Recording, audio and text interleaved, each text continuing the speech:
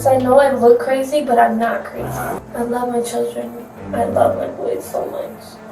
I wouldn't hurt them. This is 34-year-old Tiffany Lucas, a mother from Kentucky who, in a shocking turn of events, was found responsible for the murder of her own children. When authorities arrived at the scene, they were met with a disturbing sight. Lucas, disoriented and making erratic statements, insisting she had shot herself in the ear. But what drove this mother to commit such a horrific act? And why did she initially deny responsibility? Stick around because we are going to explore the case of Tiffany Lucas. On November 8, 2023, police responded to a horrifying scene in Kentucky. Tiffany Lucas, a 32-year-old mother, had shot her two sons, 6-year-old Maurice Baker Jr. and 9-year-old Jaden Howard, in the head. A neighbor found the boys lying on the floor and called 911 in a frantic attempt to get help. When officers arrived, they found Lucas lying face down in a neighbor's driveway, disoriented and unresponsive. Emergency responders rushed to the scene but found both boys critically wounded. Despite efforts to save them, they were later pronounced dead at the hospital. My neighbor just came up to my door and just passed out, and I can't get her to wake up. She's okay, is she breathing? She is. How old is she? I would say in her early 30s. And now she's screaming that the kids are dying. Stay here. Do we know what happened to him? I have no idea. We just found our neighbor, the woman, their mom, just freaking out in my yard. Okay, and how old is he? Oh my God, he's I don't know. He's probably 6. There's blood all over the bed. There's a gun. Oh my God. Was he shot? I don't see a gunshot wound. There's 2 of them. They're both here. They're breathing.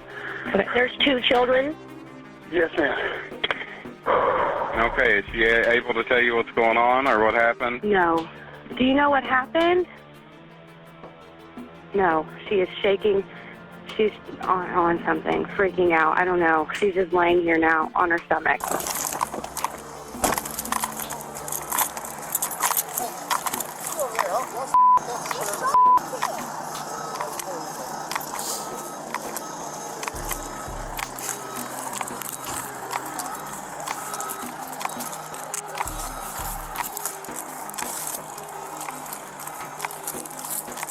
She conscious? She conscious?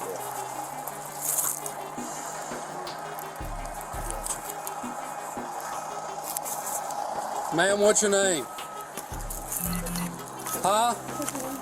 I can't hear you. Tiffany? All right, Tiffany, I'm going to change these handcuffs out, okay? And then I'm going to roll you over and I'm going to sit you up, all right?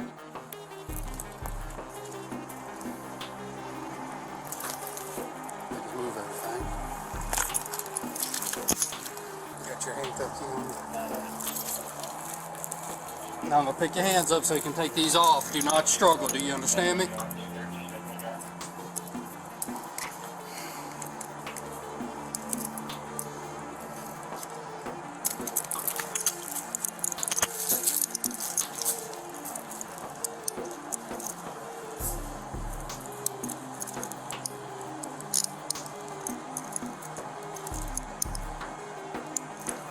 Okay, now, I want you to listen to me. I'm going to take this arm. You're going to roll this direction, okay? You're going to sit up at the same time. You understand? 1, 2, 3. Take this leg, fold it in, make that foot touch your knee. Roll to the side, on the ground. Now, we're going to roll again this way, and I'm going to assist you up on your feet, okay? Ready? 1, 2, 3.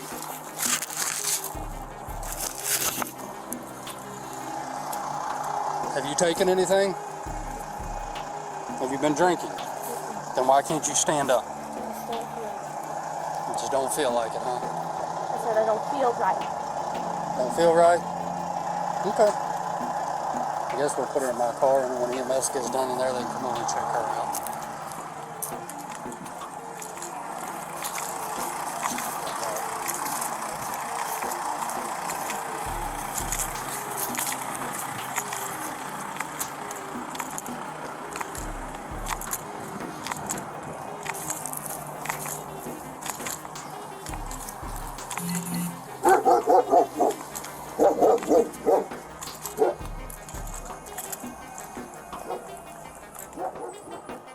The body cam footage shows officers approaching Lucas, who appears dazed and confused.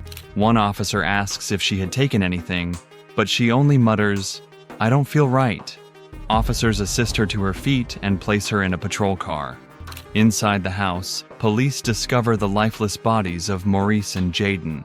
Officers discuss locating the murder weapon, but it is nowhere in sight. One suggests bringing in a K-9 unit to find it.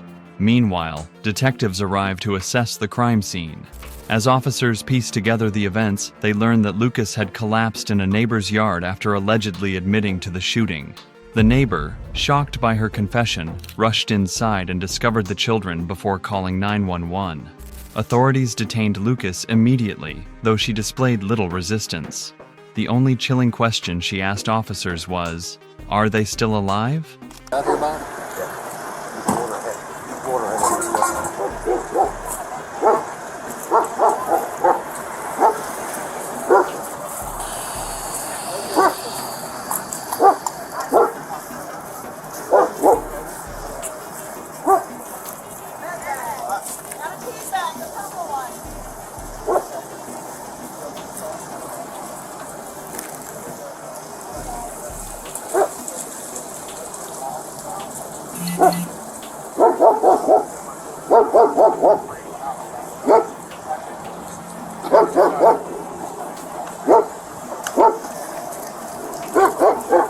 Kitty's got your handcuffs. James, I traded them out in case we all got mixed up. You all wouldn't take off of yours. So he's got your cuffs.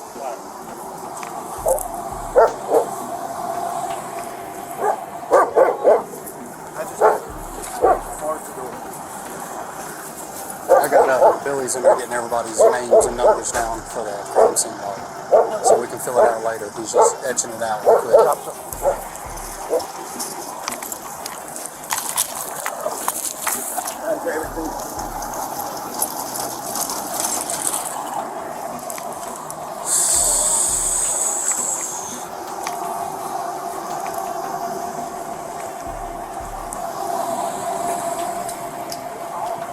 Oh, it finally calmed down.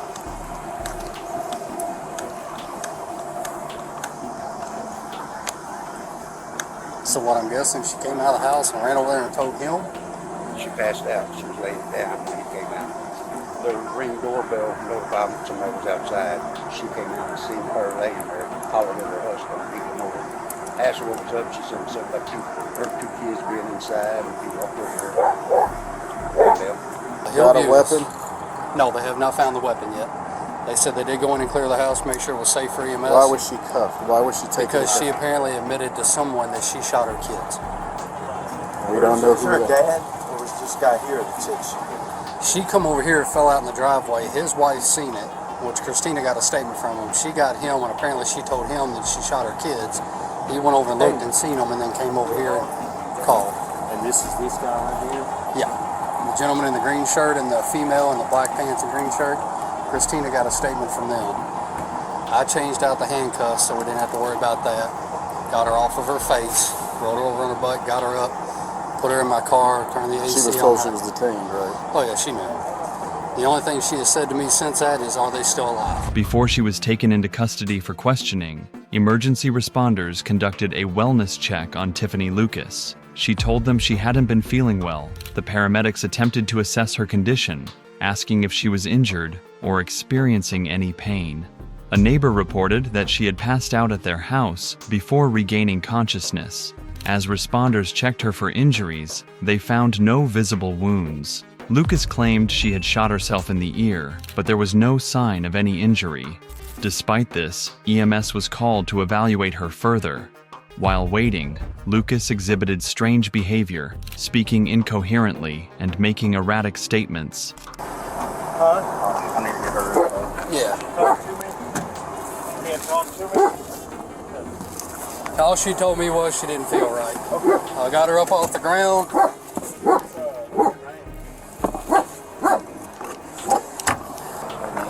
We're just here to help you. Can you tell us how you're feeling or anything like that? Are you injured? Does anything hurt? All we were told is she made it to the neighbor's house and passed out. He come out and found her that way, and then she You have woke up anything and hurting told on him. you at all? Daniel, you got scissors. All right, I'm gonna cut your sweater off here. Make sure that you're not injured anywhere.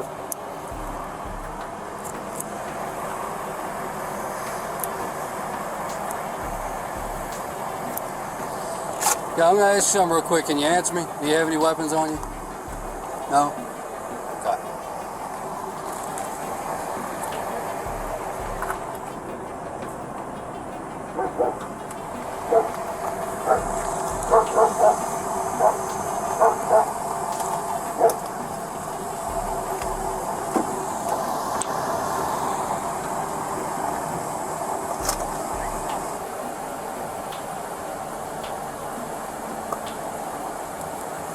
Have you done any narcotics or anything today?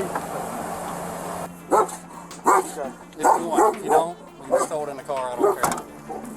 She's good? Any injuries on her or anything that we can see? Back up here. All right, step off the side of the All right, stretcher. step back off. You're gonna get back in my car. Right there.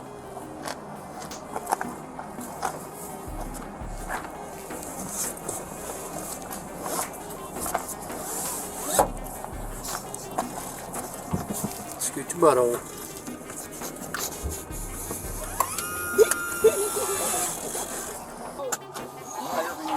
Oh, you're not? No. Okay. Okay.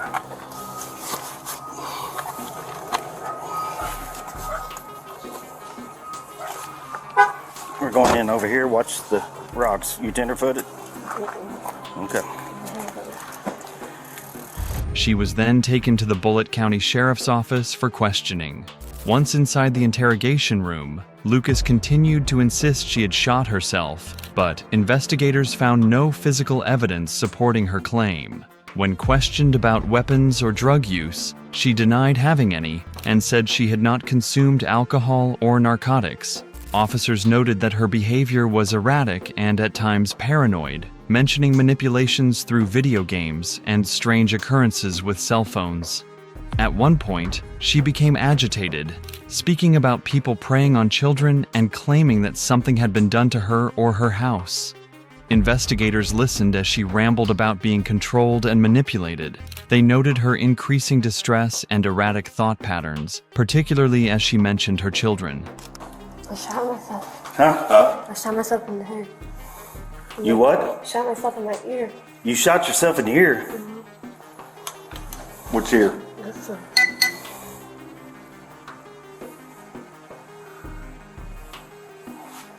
I don't see anything.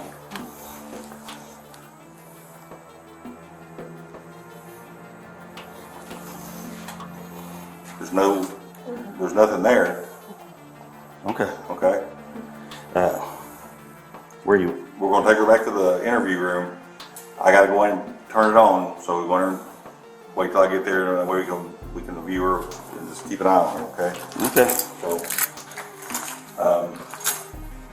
you want to have EMS come over just by what she just? Yeah, start over here, and then, 910 right now. Can you start EMS over here to SOS code 1B5? I'll tell you what. You got your camera going? Yes, it's still going. We're having a seat in that chair until EMS comes to check you out, okay? We brought her through the door, and she claims that she stated she shot herself in the ear. We checked, didn't see anything, but we're going to have EMS come check her out. I'm going to go ahead and give her, I know you're going to talk to her, but I'm going to give her Miranda rights because she's made a statement about the neighborhood. I just don't want her to say her just free speech or just openly let her talk. Okay. Which year did you supposedly do that at? One again? Right, okay. I know. You know what? Okay, all right, we'll see you in a few minutes then. Okay. All right, goodbye.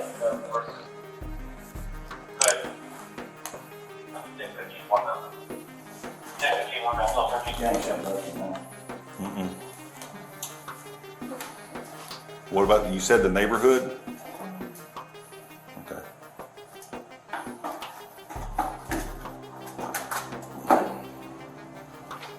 Was showing something though?